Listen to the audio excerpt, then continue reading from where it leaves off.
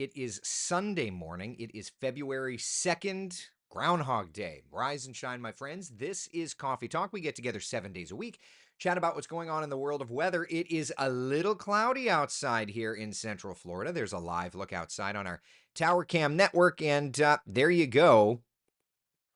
It's not one of those stormy mornings, but it's not a bright, perfect sunny start.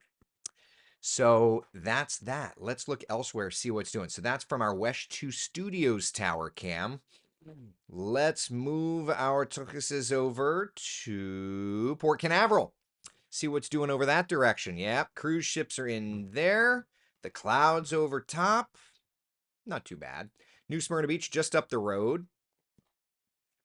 About what you would expect. Gray, cloudy. Let me take you to downtown Orlando. Yeah. All right. Disney Springs, check in by you. And we'll do two more. We'll do Tavares. Yeah, oh, that's still pretty. And Ocala. All right, so there we have it. Live look at first warning Doppler radar. Scanning around and finding some stuff. Not a ton. Just a couple teeny tiny little sprinkles. Nothing all that crazy. It looks like there's even a little batch of I see you. Batch of showers marching through like the SeaWorld area, Meadowwoods. That's the Orlando International Airport there on the right side. So a couple sprinkles in the vicinity. Nothing too heavy, not by any stretch of the imagination. Temperatures out the door 50s and 60s. So it's a comfortable start to our morning. We look at the satellite and radar though, and it's going to reveal a cold front essentially in South Florida. Basically what's happening is this front has faded down here, and it's kind of leftover moisture is in our area. That's what's bringing some clouds, even some showers through the day today. So don't be surprised if you don't run into just a quick passing shower later on this afternoon, right? We'll look at Futurecast together, but here's kind of the overall idea, right? This morning had a shower or two. We're going to keep things essentially overcast this morning. By lunchtime into the afternoon, we'll start to see some sun shimmering through. Not a ton, but we'll see some sunnier breaks. Temperatures running into the upper range of the 70s, and then a few showers kind of into the mix as well. So let's do this. Let's dial up our Futurecast. Let's get an idea where we're at. All right, so there's Futurecast kind of showing a few showers around. As that moisture comes in, though, this afternoon, you start to see a few showers, especially in our southern areas. And then into tomorrow morning, clouds, maybe even a few showers in there, especially south. And then into Tuesday, looks like a little bit of a foggy start, maybe a little bit of rain on Tuesday. But all in all, it's actually not looking to be too bad. So here, let's dial up our 7-day forecasts.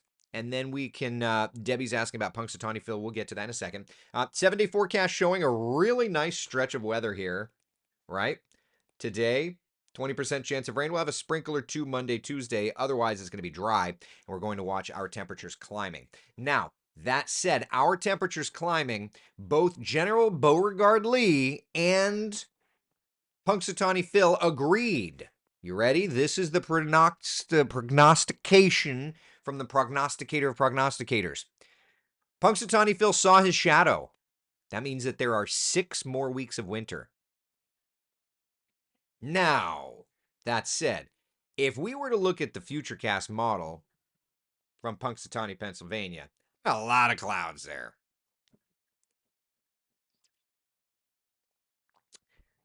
So, did he see his shadow or were there TV camera lights? I don't know. But at any rate, he saw his shadow. So there's 6 more weeks of winter. Yeah. Okay. Got it. Yeah. So there's that. Now that we're in February, we know that our weather pattern kind of changes. And I kind of showed this a little bit yesterday, but just a good reminder that the average high temperature, the beginning of the month, is 73. The average high temperature by the end of the month is approaching 80 degrees. So to that point, This is where we start to roll. This is where we start to warm things up just a little bit, right? And I'm always going to say it. The spring tornado season starts, okay? At least for us here in Central Florida. Today is the anniversary of the Groundhog Day tornado outbreak of 2007. And if you've watched Coffee, and I don't know if I've shared this video clip yet, but if you've watched Coffee Talk, I have shared some of these video clips. I've shared some of these video clips before, and I want to do the exact same thing today. So essentially, it was on Groundhog Day 2007 that the second worst tornado outbreak in Central Florida history struck. Okay? Let me dial up the numbers here. There were 3 tornadoes that struck. And just when we look at the kind of numbers, the comparison, okay? The 1998 tornado outbreak is the deadliest tornado outbreak in Florida history with 42 lives lost. But the Groundhog Day tornado outbreak of 2007 is the second deadliest. 3 tornadoes, 21 lives lost. Terrible, terrible, terrible event. It started off, okay, with a supercell that was over in Sumter County, touched down across areas just south of the villages as an EF3. This was the first tornado outbreak that used the enhanced Fujita scale, okay? So it was an EF3 with winds of 155 to 160 miles an hour. That was at 3:08 a.m. It lifted, touched back down in Paisley, worked across Lake Mack and into DeLand. Winds of 160 to 165, and when it crossed Woodland, it pulverized a shopping center. And I haven't been up there in a minute. My dad doesn't live in DeLand anymore, so I'm not there all the time. But I can tell you that for the longest time, there was shopping centers right off Woodland. You just drive by and it just looked like a tornado had moved through because an EF3 had moved through, and that was at 3:37. And then it came down as an EF1 with winds of 100 to 105 miles an hour in coastal Volusia. So 371 homes destroyed, okay? 21 people lost their lives, and essentially there was a damage path running about 70 miles from Lady Lake, the Villages area, all the way over to New Smyrna Beach. And I only bring this up because I think that on days like this, it's fun when we get to talk about, Punxsutawney Phil and all that fun stuff, right? But it's important to also remember that while meteorology can be fun, right? There's also elements that we need to remember. And to me, the tornado outbreak of 2007 is a good reminder that our severe weather season is arriving. So what I want to do is take a look at some of WESH 2 news from the day of the tornado outbreak, the day that they struck, and just listen to how we covered it, and just to get an idea of the raw kind of emotion. All right, so let's just take a listen. Right now at 11, homes flattened and lives destroyed. People lost their lives in there. It was really sad. The monster tornado that cut a path across Central Florida kills 19 people. Tonight, the destruction, the lives lost, and the survival stories. WESH 2 has team coverage of the deadly tornadoes. I'm Miriam Garcia in Lake County. I'll bring you the story of a woman whose mother is now dead and her uncle is missing. I'm Jim Payne at Lake Mack. I'll take you to the place where the tornado was the deadliest. I'm Kendra Strike in Volusia County. We're on patrol tonight with police trying to keep the peace and protect property after a day of deadly tornadoes. I'm Wendy Chioji in Lady Lake in Lake County, where power crews are working hard to get the electricity back on for thousands of people. And good evening, everyone. I'm Martha Sagowski.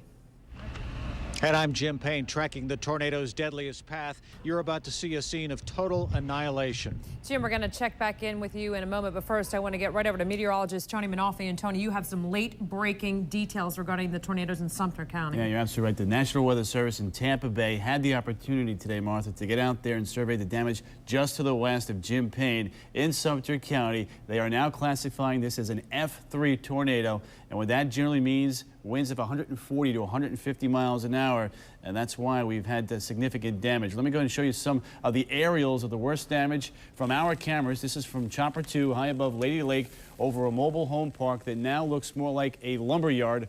A wall of homes ripped apart and into land. People picked through debris, hoping to salvage something from inside their home. And Tony, let's get people caught up on the very latest information. 19 people confirmed dead, at least 1,100 homes damaged. 4 counties under a state of emergency, and tonight 3 shelters are providing refuge for those left homeless. And right now I want to take you out live to where all the damage is. Jim Payne is live in Lake Mack, where the tornadoes do the most destruction, and Wendy Chioji is in Lady Lake, where lack of power is a problem tonight. But we're going to begin with Jim. Martha, I'm standing in front of the scene of one of the lucky ones right here. This mobile home is being kept up by 3 oak trees that are back behind here. The guy who lives inside says he was awake and felt the entire foundation shake and is thanking his lucky stars that he is one of the lucky ones that remained alive. But in a scene of devastation behind me, 10 people lost their lives. It is very, very sad in this neighborhood of Lake Mark. I'm here with Miriam Garcia, and we've been talking to people all night long, Miriam, and I guess you can't really run into anybody who hasn't lost either a loved one or someone they know. That's right, Jim. Almost everyone we spoke to out here knows someone who was killed in this tornado. We spoke to one woman whose mother was killed. Her uncle is now missing. She agreed to speak with us to tell us what an important and special person her mother was. I love you, Mom. I wish you were still here with me. Sonia McInnes would give anything to see her mom, Jamie Wright, one last time. This is what's left of her mother's home, destroyed after a deadly tornado. Rescue crews found her mom's body yards away near Lake Mack. We tried to get a hold of her this morning, and we found out about 9 o'clock this morning that she was gone. Underneath this rubble. I just wanted to take a little listen in for a little bit, just to illustrate that the tornado so many people move to Central Florida every single day, right? And you are in such a quiet chapter of weather at the moment, at least. And so I think it's just so important to look at this and remind ourselves that, yes, Groundhog Day is a fun day to talk about Punxsutawney Phil, but it is a very somber anniversary here in Central Florida. And I'm going to forever use this, or try to use this, as a way to remind everybody. Of course, the sun comes out, and because I didn't close my windows. But yeah, it's just such a somber reminder. So then that brings me, of course, to the tornado seasons of Central Florida. And maybe if you're new to town, and I always try to treat events like this as a way to remind for folks that may be new to town. Of course, I hit the wrong button. Hold on a second. There we are. All right. So if you're new to town, what are the Central Florida tornado seasons? Well, first off, we are entering into the stronger tornado season. Okay. The stronger tornado season for us is February, March, and April. That's when we have the upper level dynamics to get stronger tornadoes, EF2s and 3s, that sort of thing. The jet stream oftentimes really dials in, and as it does so, you can get the nasty stuff. We had a cold front move through yesterday and did not have severe weather. So that's not to say that every storm system that moves in is severe.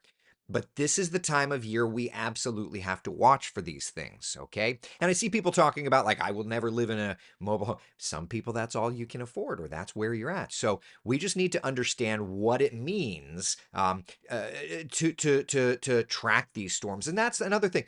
Everybody's living situation is different. Some people live in concrete block homes. Some people live in mobile homes and tiny homes. And so we have to understand that these next few months are going to be the time frame where we really have to watch. Now, I don't know if this stat is still valid. I built this graphic 20 years ago and have updated it since. But I need to look. At the time, at least, Florida had more tornadoes per square mile than any other state. I have to check to make sure that that statistic still stands. But at the time that I built this, I triple checked it myself. It was accurate. At the time, at least. Now, typically, the tornadoes that Florida experiences happen during the summer months. Those are the typical weaker ones. But yeah, so February, March, and April. And as a matter of fact, if we go to those tornado outbreak numbers again, and this is what I think is so interesting. All right. Of those deadly tornado outbreaks, this is the top 5 list. Every single one of those fell during February, March, or April. Central Florida's 98 tornado outbreak was end of February. The Groundhog Day tornado outbreak was today. The Panhandle, I want to say, was March. The Tampa one, I want to say, was April. And Lake City, I want to say, was February. Just memory items, but nevertheless, it goes to show you. Now, why is this, right? Well, typically you see these events during an El Nino pattern. Essentially, during an El Nino pattern, ignore the banner that says El Nino is forming. That's not the case. Sorry. All right. An El Nino pattern typically drops that jet stream further south, and as such, it increases our threat for severe weather. We are not in an El Nino pattern, so that's the good news. But it doesn't mean that we don't need to be watching, right? We're kind of in a weak La Nina, right? But the good news is at least the pattern that we're in right now is a very benign pattern. Okay? So there you go. All right. So that's kind of where we're at. Kara says 42 and 98. Yeah. I remember it like 98. I remember it like it was yesterday. And I've got footage that, we can look at some of the 98 coverage as well when we get to that anniversary. I'm I don't want to say like I'm an archivist, but like I definitely like watching coverage back. I like learning, You know what I mean? So, Carbon Fiber says didn't hear the warnings. Well, and that's the thing. Times have really changed since 98, since 2007. As a matter of fact, I was reporting live in 98. I was in grade school, so don't, but in 07, I was reporting live.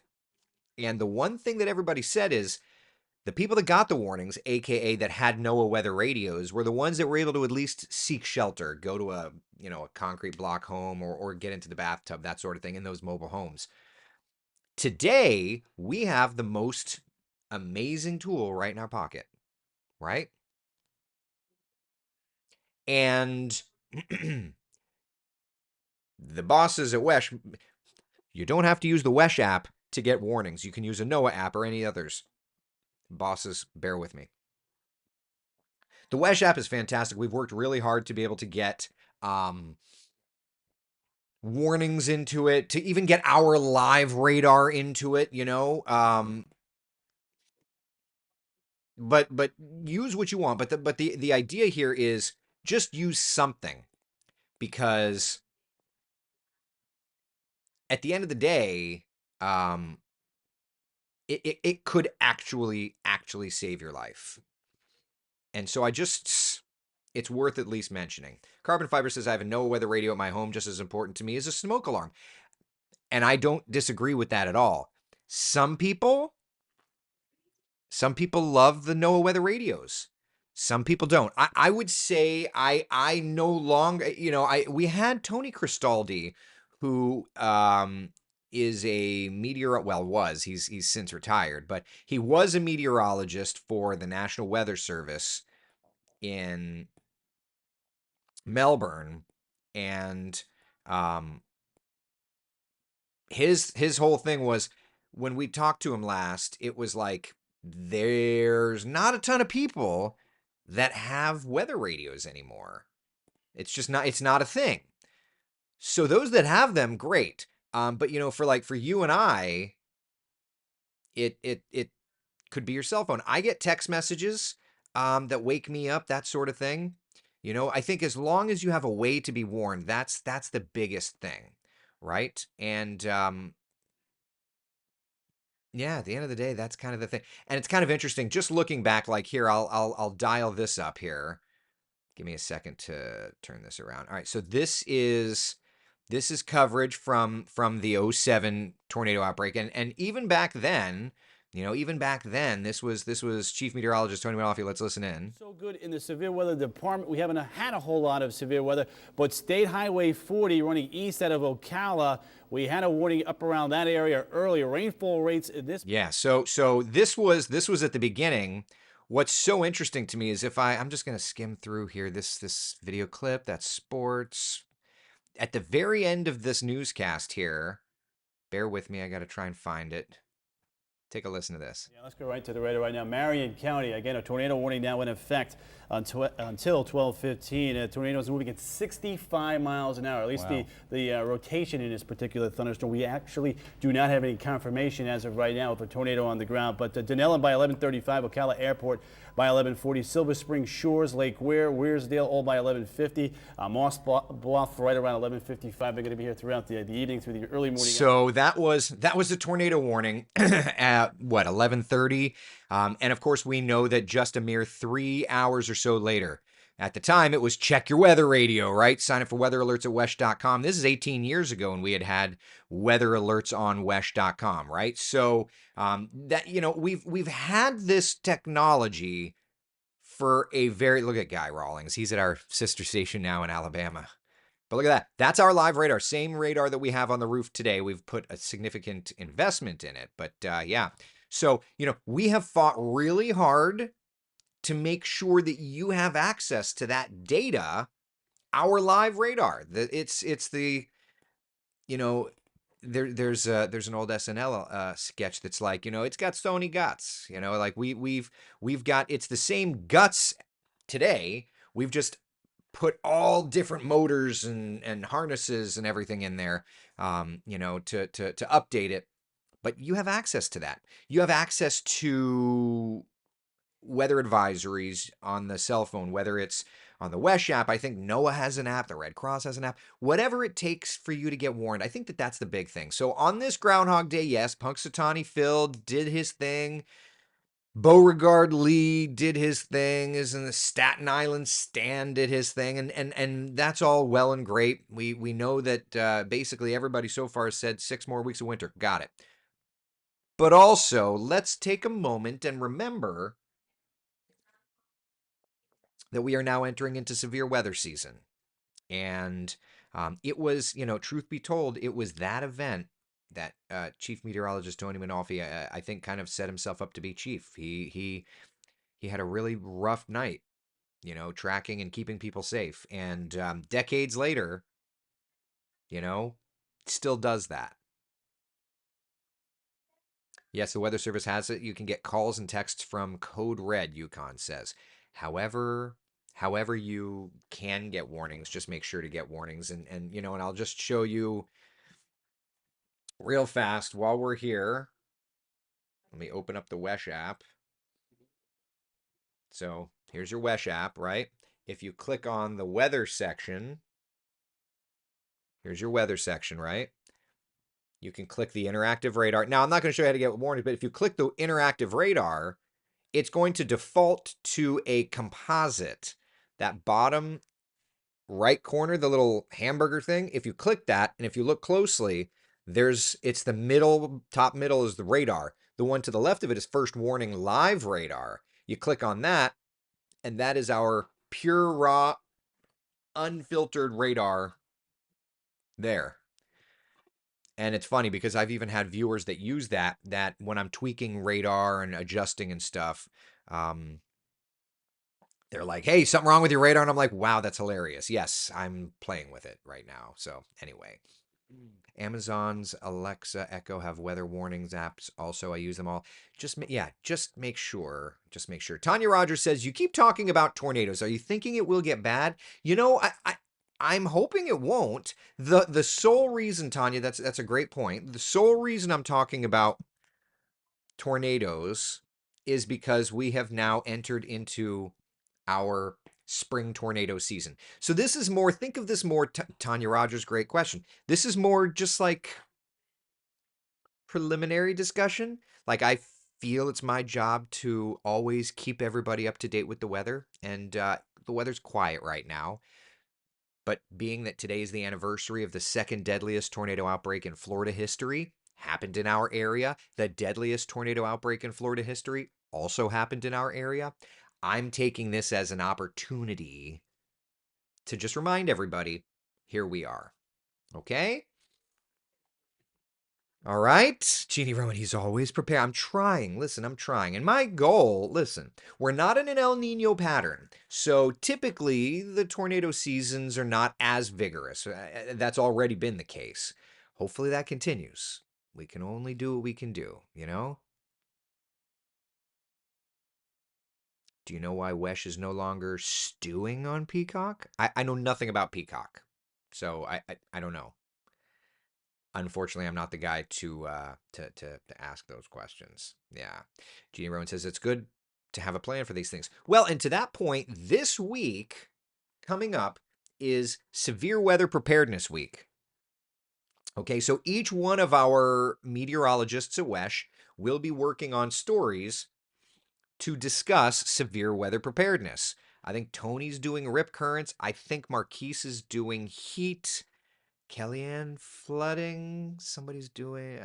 I'm doing, big surprise, hurricanes. I put out a hurricane forecast. We're less than a month from the release of that hurricane forecast. So, yeah. Sonia says, I have the FEMA app, WESH 2 app, Weather Channel app, Volusia County app. Let him scream at you. Absolutely. Yeah. Like I'm going to need a picture of margaritas in the tornado bathtub. Huh? I have no idea the context of that. Melanie says, thanks for the reminders. Not being from here originally, it's good information. Well, look, I mean, I'm born and raised in Central Florida. So many are not. So I want to always do the best I can. You know, they say if you've got a platform, use it, right? And at the end of the day, here we are together talking about weather. Let's use this platform for good. Let's work together. And what I love is it's a platform for you. It's a platform for me because the questions y'all ask are the questions that I need to use and deliver. Frank says I have a brother who will call me. Frank, I mean, the sad reality is I remember in the '07 tornado outbreak calling Dad and waking him up. Hey, Dad, there's a tornado heading to your house. What? Dad, there's a tornado heading to your house. You need to get into a safe room. Okay. And then, like, an hour later, when the tornado passed by, he's like, well, we didn't get hit. But, okay, so, Frank, I don't know if you remember. So, I woke Dad up on the '07, so 18 years ago today. Woke Dad up out of bed. Woke him up. Then Dad at the time worked for DeLand Nissan. Anybody in DeLand, you know DeLand Nissan. He said that when he went to work, tornado was not far from DeLand Nissan. When he went to work,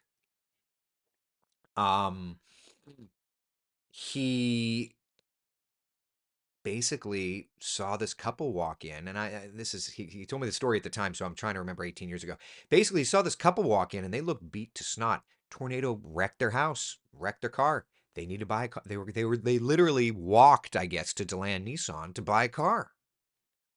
Isn't that something? Evelyn, was I in college then? No, I was actually working at the sister station to WESH, WPBF. So no, I was not in college. However, this event is what put me on the air the first time at WESH. So no, I was not in college. But here, I'll see if I can find. I'm not gonna let you. We don't need to listen to it anymore. Yeah, that's me. This is my coverage from the Sunday after the event, discussing the tornadoes. So no, I was not. To answer your question, I was not in college at the time. No. Yukon says it's tragic when other people die. If I die in a storm, I will just meet my mate. Well, and I think that all we can ever do is just try to do our best, right? To be prepared for these. Yeah. So there you go. That jacket, by the way, lives in the Wesh Weather Center right now. Tony was wearing it the other day. But you talk about meeting your maker, and that's something that certainly, and we always discuss. We don't get into politics or religion in coffee talk, but in standing in that trailer that I was standing in 18 years ago, the gentleman's Bible was untouched in his nightstand, and his clothing was untouched in his closet. So you hear those kinds of stories, and those are impactful, to say the least. Yeah, impactful. Coming to Central Florida tonight. I never used to be afraid until after the '07 tornadoes. We don't need to be afraid. We just need to be respectful. I think that's the most important part, right? I don't want anybody afraid of the weather. I do want us to be respectful. It's kind of like flying. It's somebody posted, a colleague of mine, a former colleague of mine. He used to be a chief meteorologist in Des Moines, Iowa. Now he's a designated pilot examiner. Fantastic meteorologist, fantastic flying mind. In the in the laws of aviation, in reference to these incidents, these crashes recently, he posted, flying is neither safe nor unsafe. It is, however, unforgiving. I think that's the same way with weather. Weather is neither safe nor unsafe. It is, however, unforgiving, right? I love that statement. Wow, the reality of that. Kara says, "Is that Lake Mac?" So when I was reporting for Wesh, I was in DeLand. However, I'll find you. Let me find a picture. I've got a picture of me. This is a picture of me at Lake Mac in '07. That's me at Lake Mac. Yeah. Yeah, this is yeah. Nature always wins, Frank says. Exactly right, bud. Exactly right. You're not going to win. You're not going to win when you're going up against Mother Nature. Yeah. Yukon says, I have an interior bathroom, but I've seen those big tornadoes wipe out big box stores. Yeah, well, listen, I mean, all you can do is the best you can do, right? And I think 100% knowledge is power, because at least if you know it's coming, you can do what you can to prepare for it, you know? So we do the best we can to track it, and that's all we can do. Don't be, yeah. Paula says, shouldn't be afraid, just plan. That's it. That's it. Well, I got my nerves up, and yes, be prepared. I don't ever want anybody afraid. I just want everybody to have plans, to do the best we can. I think that at the end of the day is where we're at. Yeah. Terry says, I live in a mobile home, so not much I can do, sadly. Well, Terry, but if there's a tornado event possible, you can spend the night with a friend, right? Or you can know, all right, if something happens, I, in a matter of seconds, can run in, grab the mattress off my bed, hop in my bathtub, and pull that mattress over my head, right? There's always ways to mitigate, right? That's it. If you live in a mobile home, then what could your plan be? On a tornado day, I stay the night with a friend, or I just know if I'm awakened in the middle of the night, have ways to be awakened, and then pull that mattress over my head if, God forbid, I need to do it so, right? Everybody I talked to when I was at Lake Mac, everybody I talked to said the difference between life and death was being alerted, right? Even if you just got into the bathtub with a mattress over your head, that's something. Using the mattress on top and using the bathtub on the bottom, it could save your life. Ways to be safe, right? So I think that's the important thing for us to all remember. And on that note, it is 8:34. Let's go on with our day. Let's have a great day. Be the sunshine in someone else's day. Thank you so much for joining me for Coffee Talk. We'll talk soon, tomorrow morning at 8 o'clock, all right? We'll be talking about beautiful weather as well. Be good, y'all. Thank you.